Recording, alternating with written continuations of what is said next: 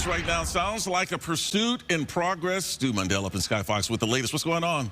Oh, Tony, we got a pursuit out here in the South Los Angeles.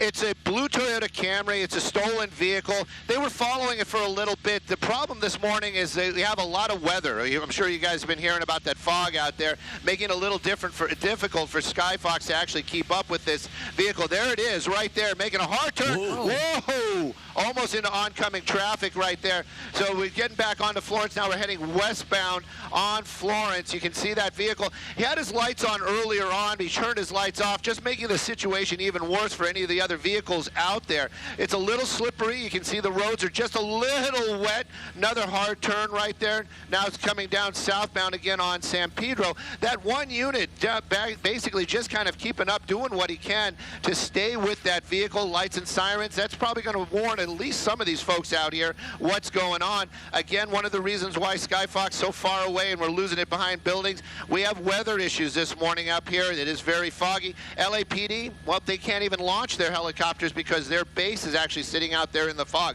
Really high speeds. This is just making me so nervous on these side streets. Look at that car. This is one of those ones where you just don't even want to joke about it because it could end so tragically. Look at those speeds out here. Empty streets right now, but, you know, just one or two cars. That's all it's going to take. Well, and Stu, you pointed out a couple of things here. The fact of the matter is it is foggy and it's still dark out there. So, I mean, that just adds to the danger of this pursuit. This guy is traveling at a high rate of speed. We don't know if it's a guy at this point, but we do know, Stu, right, that this is a stolen vehicle, and obviously we have at least one unit in pursuit. Well, that one unit might have backed off after that last incident that we just saw where that vehicle moving at those extremely high speeds going through a solid red. Thank goodness nothing happened right there, but that's what the LAPD, this is what the law enforcement has to deal with. They're going to have to actually, that officer is going to, you know, I'm trying to listen on one ear to see if they're actually going to discontinue it. He had to slow down, turn on his lights and sirens, wait for that clearing, but this vehicle moving extremely, extremely fast out here. Right now it appears that there are no units on the ground following, so there is no reason for this behavior for this driver. You know, this is the time where this guy or gal should slow it, basically get his thoughts together. Whoop, up, up, up, and into the, there you go. Into the grass. At least he hasn't hit anybody. That's going to be the big plus on this right there. Whoa! Well, he just hurt himself pretty bad. I saw that. And he basically tried to jump over that fence and took a pretty hard tumble. There's LAPD right there behind him. So they were keeping up the best they could. Right now, this coming to an end on 108th. You can see the streets right there, 108th and Palm. You know, the last spot we saw them, maybe you guys have a better monitor down there, was right there by that truck inside that property. It looked like he took a hard tumble trying to get over that fence. But 108th Street, 108th Street. We'll have to take your word for it, Stu, because we couldn't see anything under the cover of darkness there. I'm sorry, Tony. It looks like I thought those were law enforcement units that were pulling up, but it looks like a concerned citizen there thinking that something's up with that one car, but that's the last spot we saw him right there. I believe our pilot this morning, well, I know our pilot is Jose, but he's actually giving the information to somebody right now, trying to get an officer over here to this location. So 108th and Palm is where we are. Yes. Okay. Justin says that the suspect is still crouched down by that vehicle on the passenger side of that SUV. But right now, that's the last place we saw that suspect, right? And I believe law enforcement are making his way over to this intersection. And it looked like there was a concerned citizen that I thought was law enforcement, but apparently these are just concerned citizens that might have seen that crash, thinking that maybe somebody was injured. Stu, can you tell us again what you just saw? So we see the car stop, the driver gets out, and he was trying to climb a fence. What did you see? Well, it looked like he, basically at that top corner right there, he tried to jump over that fence, and it looked like he caught his foot and face planted into the ground. And that was the last spot where we saw him. Can you, hang on, go a little bit wider, Justin, just a little bit wider. Let's take a look at the car. And see what's going on. There we go. Law enforcement is here. So they are talking with somebody else on the ground, and they're also hearing that the last location they saw him was that piece of property. Right now, they're going to clear that vehicle before they actually start an active search. Again, thank goodness nobody was injured. We saw how fast that vehicle was going and that crazy close call through that one intersection. Sure. In the end, his poor driving, maybe a little bit of those wet roads, brought this to an end. The best we can say, safely. That car just losing control, going up onto the curb and getting into the dirt right there. All right, so here's what we know so far. We believe that this blue Toyota Camry was stolen. And it ended up being a pursuit situation with at least one law enforcement vehicle, one law enforcement cruiser trying to catch up with this guy. So he bails, we believe a he, on 108th and tries to escape over a fence. According to Stu, looks like he may have face planted and injured himself. The question is, do we know where he is at this point, Stu? No, Tony, you know, we were watching that. Justin was pretty tight on that shot, and we were keeping an eye just to see if we could see some shadows or some movement over there. The officers are shining their spotlights in that same direction. That was the last location where we saw that suspect after he tried to make that jump over the fence. And Justin seems to believe that he's hiding underneath that vehicle right there. So we're going to keep an eye on it. We can see shadows down there. It is him. That is him. You can see his arm right there. So basically, he's hiding underneath that truck.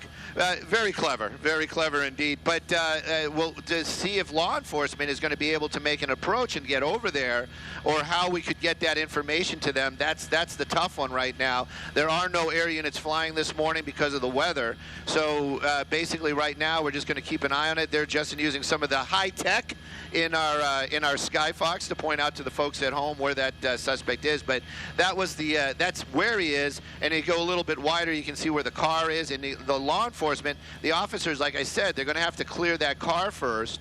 And I'm not even sure if they know that we see him. But it's how can we tell those officers what's going on? Yeah, no, it's still obviously a very dangerous situation until the suspect is actually in custody, because at this point, Stu, they don't even know whether this person is armed, and so the assumption has to be that perhaps he could be. Well, officers are all law enforcement, especially when you're dealing with somebody who's racing around in a stolen car. They're going to take that. They're going to take that idea that that person is armed. You can see those officers right now clearing that vehicle, and as far as we know, they have no idea. Look, there's some damage on that front windscreen. I wonder what happened right there. Maybe he hit a fence or something when he went up onto the curb. But you can tell that they have no idea that that suspect so close by, but just out of reach for those officers right now. Well, we should tell you that actually we are trying to get in contact with LAPD right now and at least give them whatever information we have so that this can be resolved quickly and safely and without any harm coming to the suspect or to anyone who might not know what's going on here in the area. Right. It is so lucky that we didn't see any crash. This driver was traveling at incredibly high speeds just a little bit ago, and we saw multiple close calls with other vehicles at a time where there weren't that many cars on the road. That was just how fast this driver was going, Stu.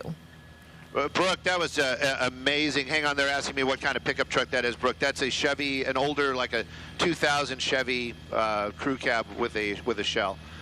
And he's right underneath. But yeah, Brooke, you know, that vehicle was moving so quickly, and it was breathtaking a couple of times.